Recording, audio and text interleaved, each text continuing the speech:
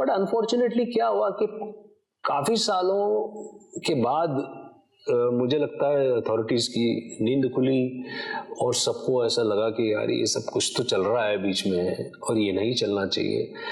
क्या होता है कि देखिए, वो कोई भी प्रोफेशन हो, अच्छे और बुरे लोग सभी प्रोफेशन में होते हैं, लेकिन अनकही चीजें जो कहते हैं बिहाइंड द कर्टन, बहुत सारी खेल के पीछे का खेल जिसको कहा जाता है, बहुत सारी चीजें लोगों ने भी देखी, उनकी चर्चा भी हुई और उनका कोई हल निकल पाया नहीं निकल पाया ये बात की बात है, लेकिन बहुत सारी ऐसी चीजें थी जो लोग जानना चाहते थे। डंकी की चोट पे कह सकता हूँ, आज के खिलाड़ियों को आप ये बोलिए कि आप भले 50 रन बनाओ, आप मुझे 1.5 दिन क्रीज के ऊपर खड़े होकर दिखा दो।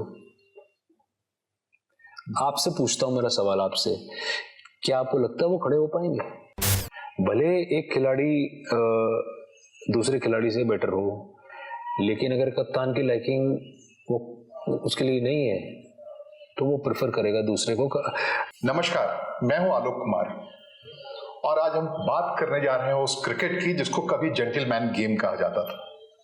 बाद में आज की तारीख में वो इवेंट गेम हो गया है और इवेंट के साथ साथ एंटरटेनमेंट का सबसे चोखा धंधा हो गया है।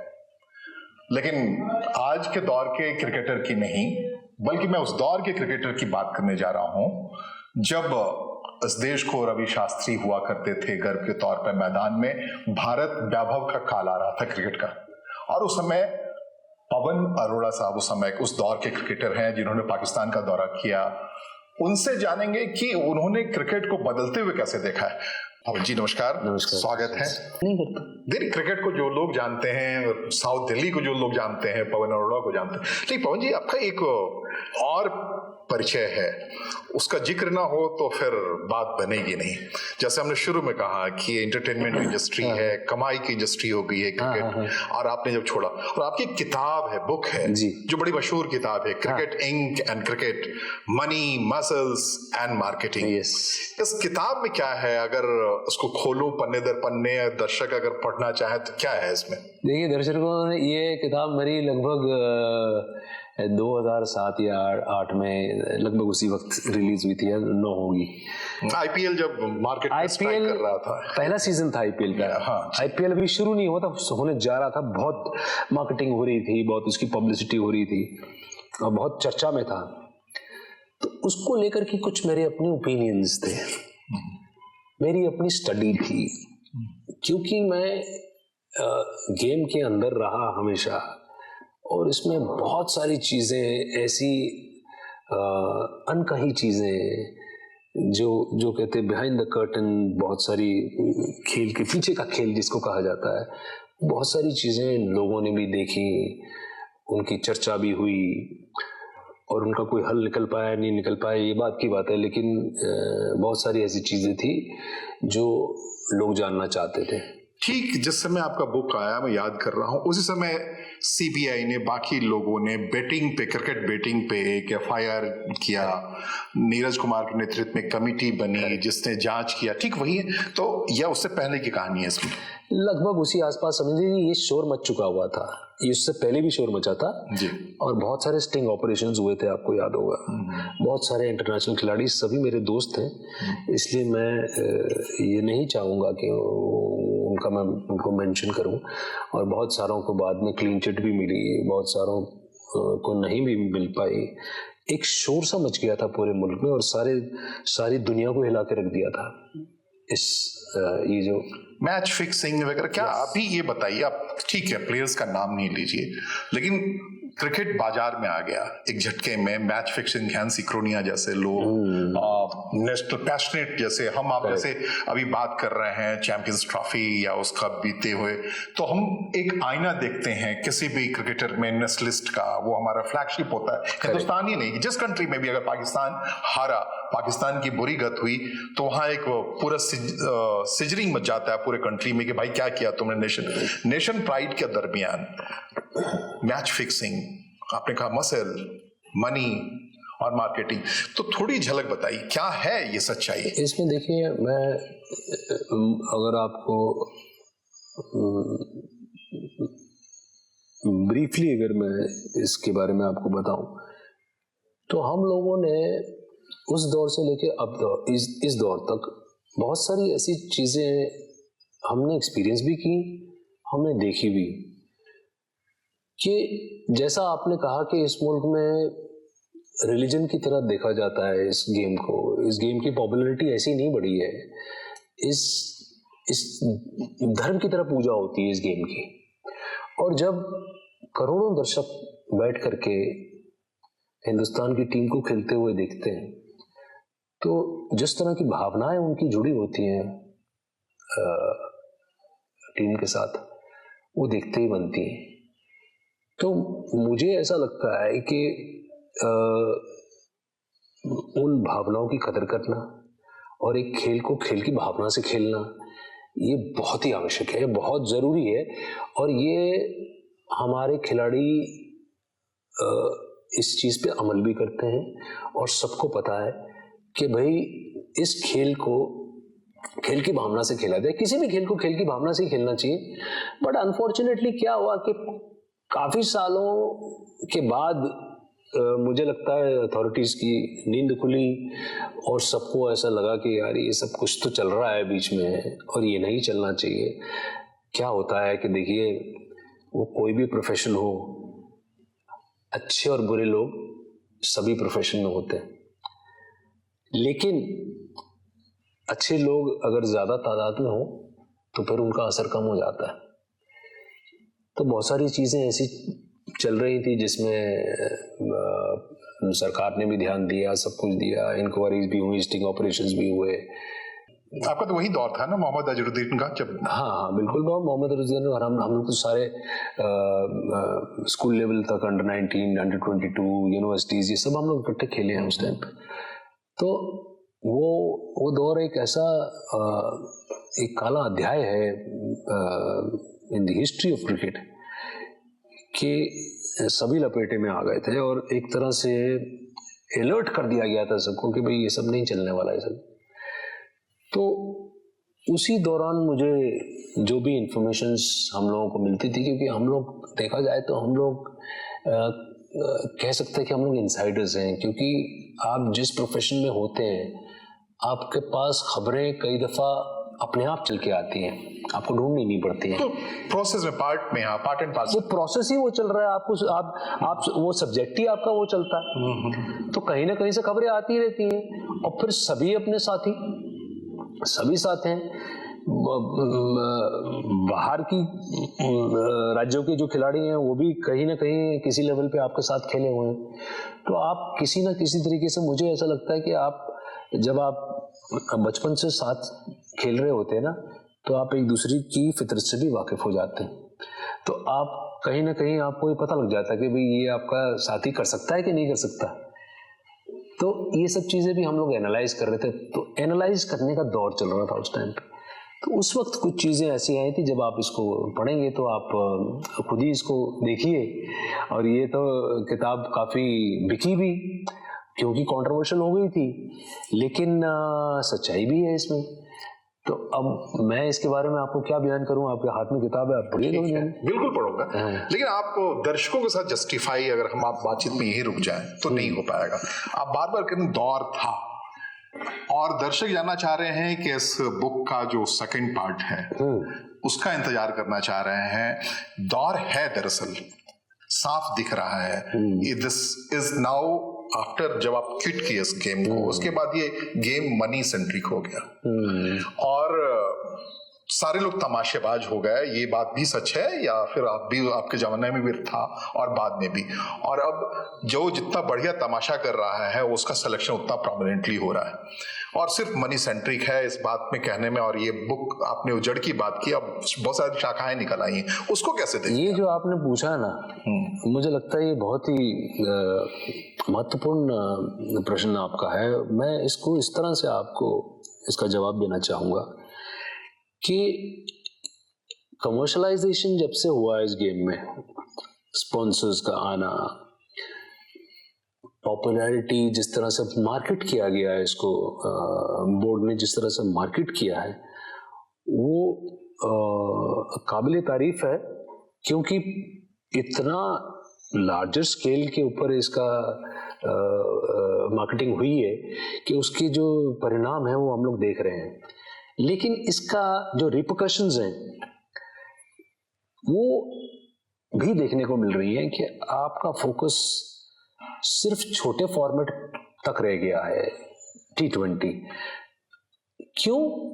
क्योंकि जो हमारी असली क्रिकेट है वो सब खिलाड़ी इस बात से सहमत हैं कि वो सफर कर रही है 5 दिन के मैचेस। टेस्ट क्रिकेट है, जेंटलमैन गेम, और जहां खिलाड़ी का पता लगता है कि वो उसमें कितना दम है। 2 दिन गावस्कर जैसे बैट्समैन, विवियन रिचर्ड्स जैसे बैट्समैन, इतने पता नहीं, मैं अगर नाम गिनाने बैठूं तो वर्ल्ड क्लास क्रिकेटर्स 1.5 2 दिन पिच पे खड़े होकर के 100 200 रन बनाते हैं। लाला अमरनाथ, बाकी तमाम लोग, ये पूरी हिस्ट्री है, क्रिकेट का इतिहास है। आप नाम लेने बैठोगे तो बहुत है। मैं डंकी की चोट पे कह सकता हूं, आज के खिलाड़ियों को आप ये बोलिए कि आप भले 50 रन बनाओ, आप मुझे 1.5 दिन क्रीज के ऊपर खड़े होकर दिखा दो। आपसे पूछता हूं, मेरा सवाल आपसे, क्या आपको लगता है वो खड़े हो पाएंगे? कहते नहीं, मैं तो गावस्कर की बैटिंग देखा हुआ हूँ, जो 1 रन बन रहा था, लेकिन वो मिस्टर वाल के तरीके से लोग खड़े रहते थे। देखा जाए तो ये खिलाड़ी सुपर फिट खिलाड़ी हैं आज के दिन में, क्योंकि फिटनेस मेजर रिक्वायरमेंट है आज की क्रिकेट में। इतनी तेज हो गया सब कुछ जल्दी चल रहा है।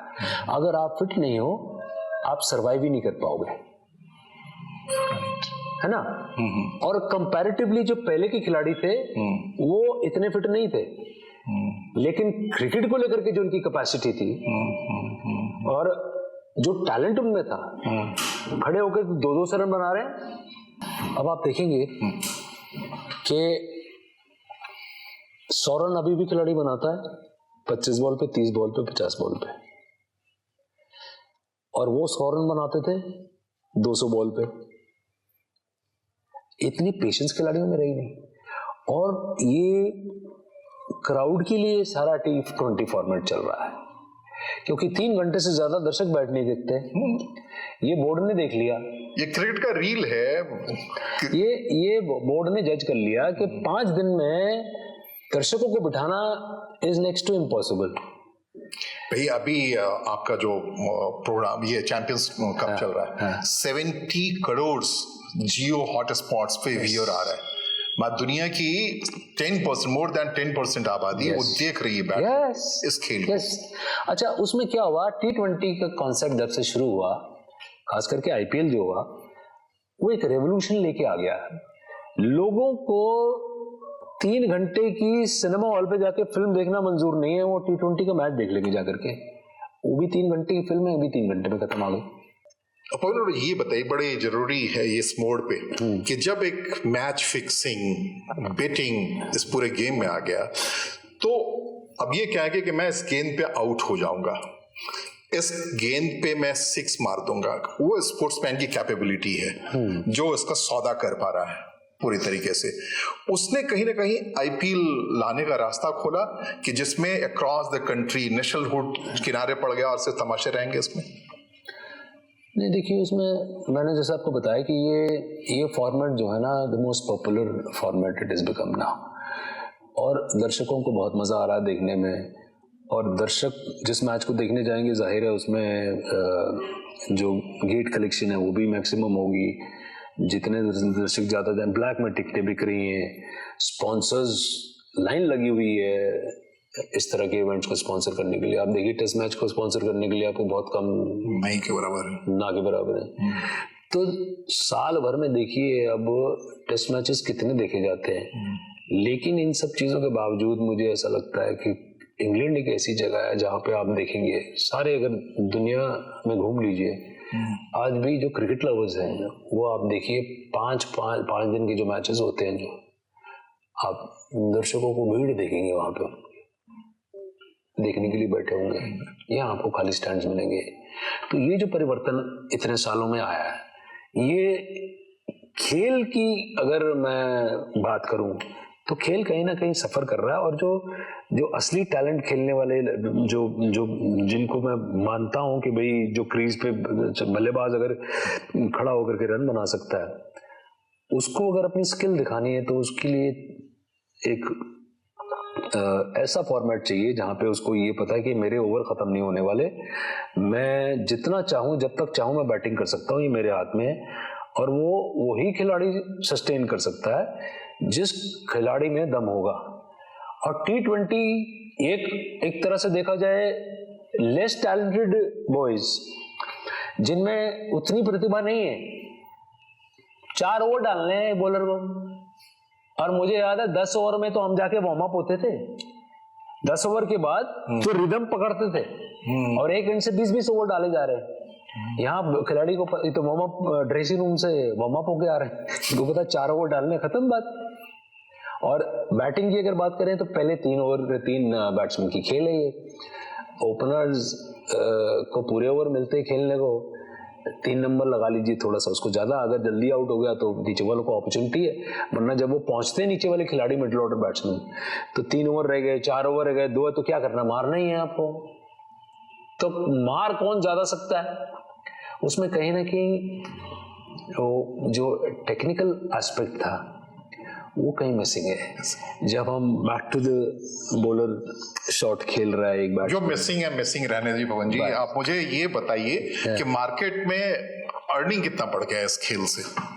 आपके सामने ही है, बेटर्स कैसे आ गए आपके सामने ही है। देखिए कि खिलाड़ियों को जिस हिसाब से पैसा मिल रहा है खेलने का, उसी से आप अंदाजा लगा लीजिए कि ये एक तरह से भी चीज है कि एक अच्छा काम भी है कि अगर कमा ज्यादा रहे और कंपनी प्रॉफिट में है तो उनके एम्प्लॉयज को भी फायदा होना चाहिए। तो ये तो एक सबसे बड़ा एडवांटेज खिलाड़ियों के लिए मेरे को I feel happy for the players कि एटलीस्ट उनको उनका फ्यूचर इनसिक्योर नहीं है। अगर आप खेल रहे हो, मेहनत करता है खिलाड़ी, बहुत बहुत मेहनत लगती है यहाँ तक पहुंचने के लिए। उस खिलाड़ी ने अपनी सारी जिंदगी संघर्ष करके यहाँ तक पहुंचा है। वो आपके दौर में बड़ी बात होती थी उस समय कि पार्शियलिटी इस सिलेक्शन में ईस्टर्न जोन से ज्यादा आ रहे हैं और इस जोन से कम आ रहे हैं, वेस्टर्न जोन से ज्यादा आ रहे हैं, इस जोन से कम आ रहे हैं, साउथ से ज्यादा आ रहे हैं। अब क्या सिचुएशन है?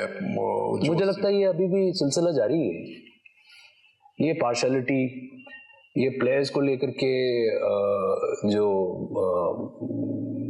उनके सिलेक्शंस को लेकर के जो कंट्रोवर्सीज हैं वो आज भी चलती हैं, लेकिन पहले खुल के आ जाती थी ये चीजें बाहर, अब ज्यादा आती नहीं है, क्योंकि मुझे लगता है मीडिया भी थोड़ा इन चीजों को उस तरह से हाईलाइट नहीं कर रहा जैसे पहले करते थे। आप खुद जर्नलिस्ट हैं, आप शायद मेरी बात से सहमत नहीं, आप वैसी खबरें नहीं आ रही हैं, लेकिन खरीद फरोख्त, लेकिन उसके अंदर बहुत सारा खेल ऐसा चलता है जो बाहर ही नहीं आता। उसमें देखिए लाइकिंग डिसलाइकिंग प्लेयर्स की हमेशा से रही है, और टीम की जो कप्तानी कर रहा होता है उसकी भी अपनी प्लेयर की लाइकिंग डिसलाइकिंग होती है, वो भी कहीं ना कहीं इफेक्ट करती है। भले एक खिलाड़ी दूसरे खिलाड़ी से बेटर हो, लेकिन अगर कप्तान की लाइकिंग वो उसके लिए नहीं है तो वो प्रेफर करेगा दूसरे को। यहाँ तो कप्तान भी सवाल उठ रहा है, रोहित शर्मा बिगर परफॉर्मेंस किए हुए बने हुए, तो वो किस वजह से ऐसा कुछ होता है कि परफॉर्म नहीं कर रहे हो, बहुत सारे लोग इंतजार कर रहे हैं, आप जस के तस बने हुए हो। ये तो देखिए, ये जितने भी निर्णय हैं ये बोर्ड ही लेता है, और ये अपॉर्चुनिटीज प्रोवाइड करना प्लेयर्स को भी उन्हीं का काम है। लेकिन इसमें एक बहुत इंपॉर्टेंट बात आपको मैं बताना चाहता हूँ। हमेशा जब मीडिया पे भी बात उछल रही होती है, और जब भी अक्सर ये बात देखने को मिली है कि एक खिलाड़ी फॉर्म में नहीं चल रहा, लेकिन उसकी चर्चा ये हो रही होती है कि उसका ट्रैक रिकॉर्ड देखो, उसकी पास्ट परफॉर्मेंसेस देखो। मैं इसके बिल्कुल खिलाफ हूं इस बात के, क्योंकि भले उस खिलाड़ी ने 10,000 रन बनाए हो, आज वो फॉर्म में नहीं है, आज करंट फॉर्म मेरे लिए इंपॉर्टेंट है। ऐसा क्यों है? कोई है उसके पीछे खड़ा? नहीं, उसके किसके पीछे? वो प्रीवियस रिकॉर्ड की वजह से आपको खड़ा? नहीं, जैसे चर्चा होती है आमतौर से। जी।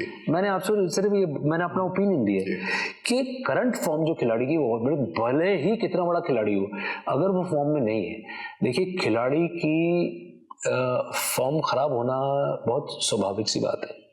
हर खिलाड़ी लगातार परफॉर्म नहीं करता, वो बैड पैच भी आते हैं, सबके आते हैं, बड़े से बड़े खिलाड़ियों के आते हैं। उस वक्त उस खिलाड़ी को ब्रेक दिया जाता है, रेस्ट दिया जाता है कि चलो अभी थोड़ा देर आप रेस्ट करो, क्योंकि क्रिकेट बहुत ज्यादा हो रही है।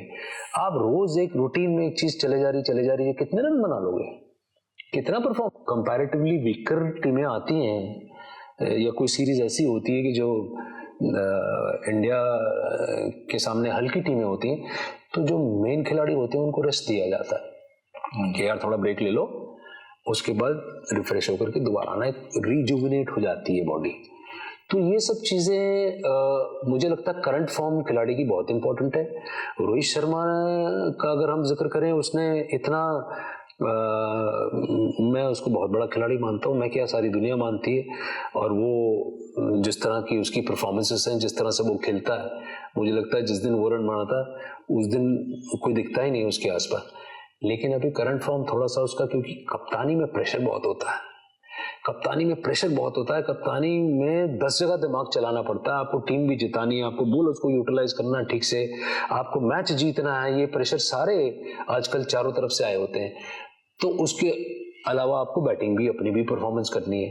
तो आप आम तौर से देखेंगे, आप हिस्ट्री उठा कर देख लीजिए, बड़े से बड़े खिलाड़ी जिन्होंने हिंदुस्तान के लिए कप्तानी की है या किसी भी टीम के लिए, वो अंडर प्रेशर उनकी परफॉर्मेंस खराब हुई है। एक स्टेज थी, आपको याद होगा, सचिन तेंदुलकर बैकआउट कर गए थे, उन्होंने कहा था मैं कप्तानी नहीं करूंगा, मेरे बैटिंग पे असर पड़ रहा है। विराट कोहली के साथ आज ये खुल के खेल पा रहे हैं, इनको कोई क्वेश्चन नहीं करेगा टीम हार रही है कि जीत रही है। आप समझ रहे हैं मेरी बात? वो आदमी सारी टीम का दारोमदार लेकर के चल रहा है, सारा बर्डन वो कैरी कर रहा है, ठीक है। वो भी आसानी से कह सकता है मैं तो अपनी बैटिंग को एंजॉय करूंगा, आप कप्तानी किसी और को करा दो। तो मुझे लगता है कि उसको अप्रिशिएट करना चाहिए उस चीज को। आज वही रोहित शर्मा को आप 10 मैच बोलिए कि चल तू अपनी बैटिंग कर, कप्तानी हम किसी और से कराते हैं, आप देखिए वो कैसे ताबड़ तोड़ बैटिंग करके दिखा देगा जिस तरह से वो करने। अगर आपको मैं कहूं कि उस दौर को याद कीजिए, 84, 82, 81, वो कैसा दौर था क्रिकेट के लिए, भारतीय क्रिकेट के लिए? देखिए, मैं अच्छा बुरा तो नहीं कहूँगा, लेकिन बहुत ही मुख्तलिफ किस्म की क्रिकेट उस टाइम पे थी। और उस दौर में जैसा आपने अभी मेंशन किया कि जेंटलमैन्स गेम, इसमें कोई शक नहीं है कि जब खिलाड़ी मैदान में उतरते थे तो एक अलग किस्म का डिसिप्लिन देखने को मिलता था, और एक रिस्पेक्ट जो खिलाड़ियों की एक दूसरे के लिए रहती थी वो तो देखते ही बनती थी। और मुझे याद है हमारे सीनियर्स उस वक्त कपिल देव, सुनील गावस्कर, जिन लोगों को टेलीविज़न पे देख करके हमने खेलना शुरू किया, और अंडर 19 में खेल रहा था उस वक्त, तो पहले स्टेट के लिए चुना गया, उसके बाद फिर हमारी सिलेक्शन हुई और पहली सीरीज़ पाकिस्तान के खिलाफ थी और पाकिस्तान भारत आ रही थी। तो उस वक्त रमीज राजा, सलीम मलिक जैसे खिलाड़ी अंडर 19 में खेल रहे थे पाकिस्तान टीम से। शोएब मलिक उसके कप्तान थे उस टीम के, और हमारे कप्तान थे कृष्णमाचारी श्रीकांत, जो अपने ज़माने में बहुत आक्रामक बैट्समैन के रूप में जाने जाते थे, और बहुत ही बढ़िया उनकी इमेज थी। और उन दिनों आपने देखा जिस तरह का एक ही फॉर्मेट होता था, डे मैचेस ज़्यादा होते थे और लिमिटेड ओवर क्रिकेट जो थी वो बहुत कम थी, ना के बराबर थी। तो उस दौर में इस तरह के जो अटैकिंग प्लेयर्स होते थे उनको तो एकदम से वो नज़र में आते थे। तो वो एक दौर ऐसा था कि जहाँ पे पहली बात तो क्रिकेट बहुत अलग थी जी। और 4 डे मैचेस हमारे डोमेस्टिक सीजन में भी, अगर रणजी ट्रॉफी देखे तो रणजी ट्रॉफी भी 4 दिन का फॉर्मेट होता था, T20 नहीं थी, वनडे भी नहीं होते थे उन दिनों। और आपको याद होगा कि वर्ल्ड कप पोटेंशियल कप के नाम से जाना जाता था, इंग्लैंड में होता था पोटेंशियल कप, और वो 60 ओवर के मैचेस होते थे। तो 60 ओवर अगर देखा जाए आज की क्रिकेट में, अगर मैं देखूं तो 20 ओवर की क्रिकेट जहां हावी है और डोमिनेट कर रही है, तो मुझे लगता है 60 ओवर की क्रिकेट जो है ऑलमोस्ट इनिंग की गेम हो जाती है वो, राइट है ना। तो उसमें खिलाड़ी अपने हिसाब से खेलते थे, और जहां तक भारत का ताल्लुक था तो भारत विश्व स्तर पे मुझे लगता है बहुत ही नीचे आंका जाता था, अंडरडॉग्स थे। और ये मिथ टूटा जब 83 में जाकर के हिंदुस्तान ने वर्ल्ड कप जीता, और वो भी एक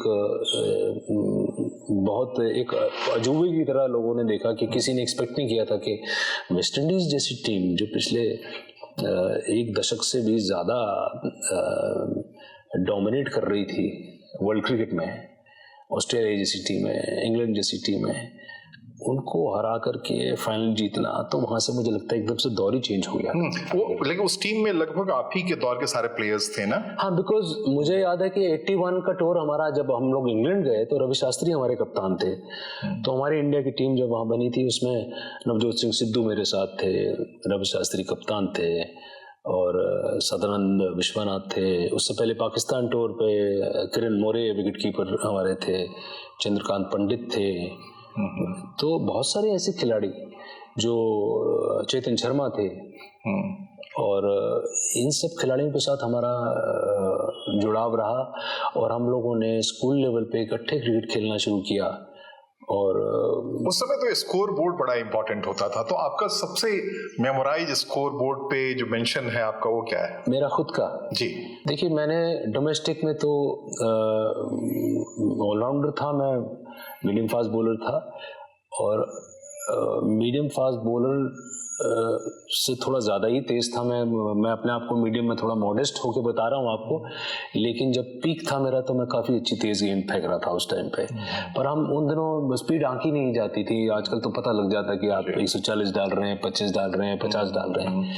तो लेकिन मेरा बैटिंग का बहुत एडवांटेज था, क्योंकि मेरा करियर जब शुरू हुआ, जब स्टेट के लिए पहले मैं दिल्ली से आप खेल रहे थे? दिल्ली से खेला था, तो वो मेरा करियर शुरू हुआ था as batsman, as middle order batsman, 3 number batting में करता था। तो वो मुझे हमेशा से एडिशनल एडवांटेज रहा। तो कोच साहब ने मेरे, गुरचरण सर कोच थे, गुरचरण सिंह जी, द्रोणाचार्य अवार्ड विनर हैं और बहुत बड़ी शख्सियत। उन दिनों बहुत लिमिटेड कोचेस हुआ करते थे। तो उन्होंने मुझे मेरा डील डॉल देख करके, उनको लगा कि मुझे बॉलिंग भी डालनी चाहिए, तो वहां से उन्होंने मेरी बॉलिंग शुरू कर। ये ठीक वो दौर था जब कीर्ति आजाद अपना करिश्मा दिखा चुके थे दिल्ली टीम की ओर से? दिखा रहे थे अभी क्योंकि हमसे 3-4 साल सीनियर रहे वो, तो वो भी अभी एस्टैब्लिश पूरी तरह से हुए नहीं थे, क्योंकि उस दौर में दिल्ली जैसे राज्य में अपनी जगह बना पाना बहुत कठिन काम था, क्योंकि पुराने एस्टैब्लिश प्लेयर जो खेल रहे थे उस वक्त में, बिशन सिंह बेदी खुद खेल रहे थे अभी, चेतन चौहान थे, मोहिंदर अमरनाथ थे, सुरेंद्र अमरनाथ थे, और मदन लाल, राकेश शुक्ला जैसे लोग थे, जो लगभग 40 या 42 साल की उम्र में डोमेस्टिक सीजन खेल रहे थे। और उसमें आप देखिए कि 6-7 प्लेयर तो ऑलरेडी इंडिया के लिए खेल रहे थे, तो उनको रिप्लेस कौन करेगा? तो हम लोग जो यंगस्टर्स थे, हम लोगों को सिर्फ साथ में रख करके ग्रूम किया जाता था कि भाई आने वाले टाइम में जब ये खिलाड़ी रिटायर होंगे तो फिर इनकी जगह आप लेंगे। दर्शकों को थोड़ा सा एक ट्रेजेडी की कहानी बता दीजिए, क्या हुआ 84 में आपके साथ जो अचानक एक ब्रिलियंट कैरियर पे विराम लगा? वो एक बड़ी अनफॉर्चुनेट सा इंसिडेंट था मेरे साथ। में दिल्ली में मैच चल रहा था और मैं खेल करके वहाँ से फिरोजपुर कोटला से निकला। मेरे एक दोस्त थे बाइक के ऊपर, उन दिनों तो आपको पता है कि ज़्यादा गाड़ी वाड़ी को तो कॉन्सेप्ट था नहीं, तो उसने मुझे कहा कि चल मैं तुझे पिक करता हूँ और हम लोग डिनर करने चलेंगे। मैंने ठीक है, तो मैच से उसने मुझे पिक किया और मैं यहाँ साउथ दिल्ली का, मेरी पैदाइशी यहीं पे है, तो हम लोग मौर्य शेरेटन की तरफ जा रहे थे।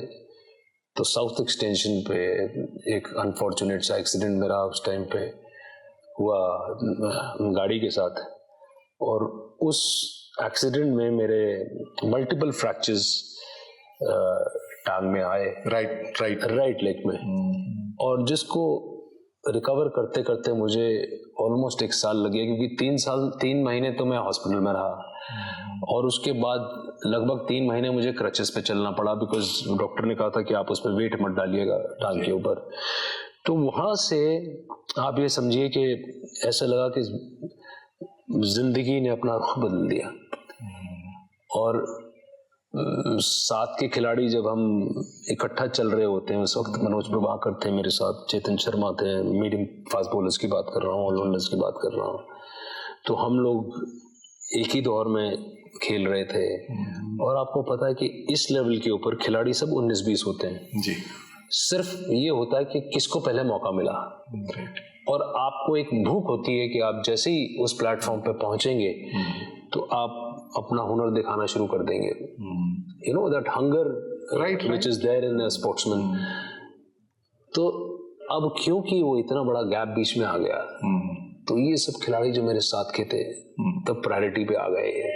पवन अरोड़ा जी, ये बताइए कि स्पोर्ट्समैन एक जेल होता है और वो जीवन में सिखाता है कि कुछ भी हो जाए आप रुकेंगे नहीं। तो फिर आपकी जर्नी ने क्या रुख लिया, किधर मुड़े आप? बहुत ही बढ़िया आपने ये प्रश्न मुझसे किया। मैं बताना चाहता हूँ आज के यंगस्टर्स को भी कि देखिए, हमारे यहाँ क्या होता है कि खिलाड़ी किसी वजह से नहीं खेल पाया, किसी वजह से उसको मौका नहीं मिला, लेकिन वो जानता है कि वो बहुत टैलेंटेड है, तो एक अजीब किस्म का डिप्रेशन जो है उसको घेर लेता है। और मैंने बहुत से खिलाड़ी में, अगर मैं एग्जांपल देने बैठूं तो हिंदुस्तान में बहुत सारे खिलाड़ी हैं जो डिप्रेशन का शिकार हुए। 10 या 15 दिन मेरे पहले जो थे, वो मैं बहुत गहरी सोच में था और डीप डिप्रेशन में था। जब अस्पताल में मेरी टांग लटकी हुई थी, ऊपर ट्रैक्शन पे मुझे डाला हुआ था, तो मैं सिर्फ दीवारें देखता था और छत देखता था, और 15 दिन तक मैं ये सोचता रहा कि मैंने तो जिंदगी में क्रिकेट खेली है, अब मैं क्या करूंगा। जब आप उस मकाम पे होते हैं कि जहां आपको पता है कि अब मेरा ये करियर है, इसी से मुझे रोजी रोटी मिलेगी, इसी से मैं अपना घर चलाऊंगा, पहचान मिलेगी, बहुत सारी चीजें होती हैं, और आपको आदत पड़ जाती है कि वो उसी लेवल से आपको वो स्टारडम नजर आना शुरू हो जाता है। तो आप समझते हैं तो सब खत्म इस गेम की वजह से था। लेकिन 15 दिन के बाद मुझे ऐसा लगा कि देखिए, कुदरत ने मुझे इस मकाम तक पहुंचाया, अब कुदरत को जो मंजूर है ये वही जानता है। तो 15 दिन के बाद मैंने अपने आप को मेंटली प्रिपेयर करके, अस्पताल निकलने से पहले बहुत पहले मैंने ये अपने आप को समझा लिया था कि मैं कुछ ना कुछ तो जरूर करूंगा। अगर मैं उस लेवल तक भी क्रिकेट नहीं खेल पाया तो क्रिकेट का जब तक पैशन है अंदर, तब तक क्रिकेट तो मैं खेलूंगा, भले वो क्लब क्रिकेट खेलूं, लेकिन इसको छोड़ूंगा नहीं अभी। और उसके बाद फिर देखी जाएगी क्या होगा। आप यकीन मानिए, 1 साल के बाद जब मैंने रिकवर किया, तो क्योंकि टांग का राइट लेग पेस बॉलर के लिए आपको मालूम है कि टांगों पे सारा दारोमदार जी, तो मैं समझ पाया कि मैं उस लेवल की फास्ट बॉलिंग अब नहीं कर पाऊंगा। तो मुझे क्या लगा कि मेरा बैटिंग मेरा प्लस पॉइंट है, तो मैंने अपनी बैटिंग पे फोकस करके और एक राइट आर्म ऑफ स्पिन डालना शुरू किया, क्योंकि इट वाज मच इजियर। और उस वक्त क्लब क्रिकेट हमारे इंडियन एयरलाइंस में ऑलरेडी वजूद में आ गया था और एम्प्लॉय भी था उनका। तो जाहिर है उन्होंने मुझे निकालना तो नहीं था, because I was making a comeback. 1.25 साल के बाद मैं स्पोर्ट्स कोटा से आप पहुंच चुके थे, उन्होंने मेरे को जॉब दे दिया हुआ था ऑलरेडी। तो उसके बाद जो कमबैक हुआ वो मैंने एज बैट्समैन कमबैक किया, और इंडियन एयरलाइंस से ही मैंने बैटिंग ओपन करना शुरू किया। क्लब क्रिकेट खेलता रहा। एक सिक्योरिटी ये थी कि जॉब चल रही है, तो जो कमाई है वो रुकी नहीं है, अब उसको बढ़ाया कैसे जाए। तो हमारे यहाँ आजकल तो क्रिकेट सारा साल चलती है, आपका कोई ऑफ सीजन नहीं है। उस टाइम जो डोमेस्टिक सीजन होता था वो ऑफ सीजन होता था समर टाइम पे, अप्रैल से लेकर के अगस्त सितंबर तक। काउंटी क्रिकेट्स होती है, काउंटी क्रिकेट के बहुत सारे लेवल हैं, माइनर काउंटीज है, लीग है, क्लब क्रिकेट है इंग्लैंड में, जो पेड लीग है। यस तो हम लोग को ये अपॉर्चुनिटी मिलती थी कि हम लोग 6 महीने वहां जाके खेलें। तो जो पहला क्लब मैंने साइन किया वहां पे, मैं पहला सीजन इंडियन जिमखाना क्लब है वहाँ पे ऑस्ट्रेलिया में, इंग्लैंड में, उससे एक सीजन में लीग उनसे खेला। और वो आपको अच्छे खासे पैसे भी देते हैं, आपको 6 महीने अकोमोडेशन देते हैं, और आपको वहाँ पे, क्योंकि कैप्टन कौन थे उस समय? नहीं, उस लीग में मेरे इंडियन जिमखाना रन करते थे विक्रम कौल करके हुआ करते थे, जो आपको याद होगा शीला कौल जी बहुत सीनियर लीडर रही है कांग्रेस की, उनके बेटे थे वो। गौतम कौल उनके भाई थे। तो उन्होंने मुझे साइन किया और उन्होंने मेरे को अपॉर्चुनिटी दी, तू आजा, हमको खिलाड़ी चाहिए होते हैं वहाँ पे वो सब। और वो पहला सीजन में उनसे खेला, उन्होंने मुझे अकोमोडेशन दी, और आपको 4 दिन हफ्ते में वो जॉब देते थे, रिस्पेक्टेबल जॉब होती थी, कि जिसमें आपको पता कि 3 दिन खेलोगे तो इंग्लैंड जैसे कंट्री में आपको बिजी रखना भी बड़ा ज़रूरी है। तो 4 दिन हम लोग जॉब करते थे और उसके बाद 3 दिन जो मैचेस होते थे वो खेलते थे। ये लगातार सिलसिला मेरा 3 सीजन मैंने खेला और अच्छे खासे पैसे भी कमा लिए, सब कुछ हो गया, जॉब चल रही थी। ये साल कौन सा था? ये 84 मेरे एक्सीडेंट के बाद समझ लीजिए 85 ऑनवर्ड्स, 85 से 89 मिड 85 से लेके 89 तक बिफोर आई गॉट मैरिड। 89 में मैं शादी वादी हो गई तो सब कुछ हो गई। तो उसके बाद धीरे धीरे क्रिकेट जो थी, मैं I could have continued, but क्या था कि मुझे ऐसा लगा कि अब यार देखो, आप जब उस लेवल पे पहुंच के गिरते हो ना, तो नीचे संतुष्ट नहीं होते हो आप। यहाँ और समय सारे ग्लैमरस चेहरे जो आप मदन लाल कह रहे हैं। अब सबसे बड़ी चीज मैं बताइए, देखिए कितना बड़ा दिल चाहिए जब आप देखते हो कि आपके साथ के खिलाड़ी वो कितना अच्छा कर रहे हैं, पॉपुलर हो गए हैं, नाम शोहरत सब कुछ उनको मिल रहा है, और आप कहीं बैठ कर के अचानक सोचते हो अकेले कि मैं भी इनमें से एक था, शायद वो ना खेल रहा होता, मैं खेलता। लेकिन जिस मूड पे भी बात कर रहे हैं हम, हाँ। ये 2025 है, हाँ। और पवन अरोड़ा आज भी मैदान में उसी संजीदगी से खड़ा है, वो कैसे संभव? कि मुझे लगभग इतने टाइम छोड़ में एक बिजनेस शुरू कर दिया था, उसके बाद अपॉर्चुनिटीज आती हैं लाइफ में, मैंने उसको अवेल किया, काम धंधे में पड़ गए। तो 10 साल का एक पीरियड था जिसमें मैं क्रिकेट से बिल्कुल ऑफ था, लेकिन उस दौरान मैं 3 साल दिल्ली का सिलेक्टर भी रहा अंडर 19 का। तो मुझे डीडीसीए ने इन्वॉल्व किया, और बहुत सारे, मैं उन दिनों टॉक शोज भी मैंने बहुत किए, बहुत सारे डिफरेंट चैनल्स पे मुझे बुला लेते थे। एक बन गया था वो कि जहाँ चलो सिलसिला शुरू हो गया। कमेंट्री में मैं ज़्यादा इंटरेस्टेड रहा नहीं, तो वरना अगर मैं चाहता तो कमेंट्री भी कर सकता। रवि शास्त्री के साथ होते आप या? हाँ, कमेंट्री ये मेरा अपना डिसीजन था कि मुझे लगता था कि बड़ा, देखिए मैं अभी भी फिटनेस फ्रीक था और आज भी फिटनेस फ्रीक हूँ। मुझे ऐसा लगता है कि मैं अपनी जो डेली रूटीन है, मैं उन लोगों में से हूँ, मैं बड़े डिसिप्लिन के साथ ज़िंदगी जीता हूँ। मैं टाइम से खाता हूँ, मैं टाइम से सोता हूँ, मैं टाइम से हर एक चीज़ में, मैं एक्सरसाइज में मेरे लिए बिल्कुल इबादत है।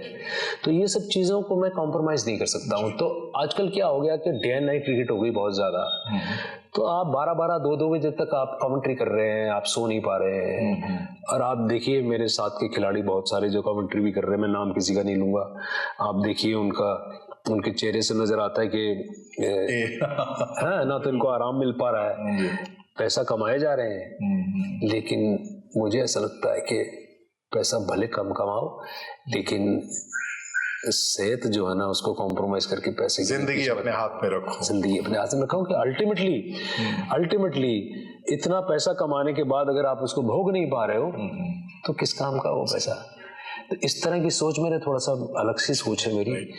लेकिन फिर अगेन आप कह रहे हैं 10 साल के बाद फिर मेरे को ये अपॉर्चुनिटी मिली है क्रिकेट एकेडमी चलाने की।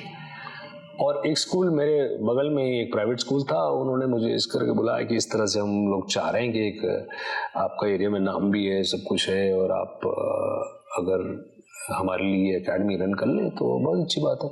तो मुझे लगा यार 10 कदम पे स्कूल है, मुझे ज़्यादा भागदौड़ करनी नहीं पड़ेगी।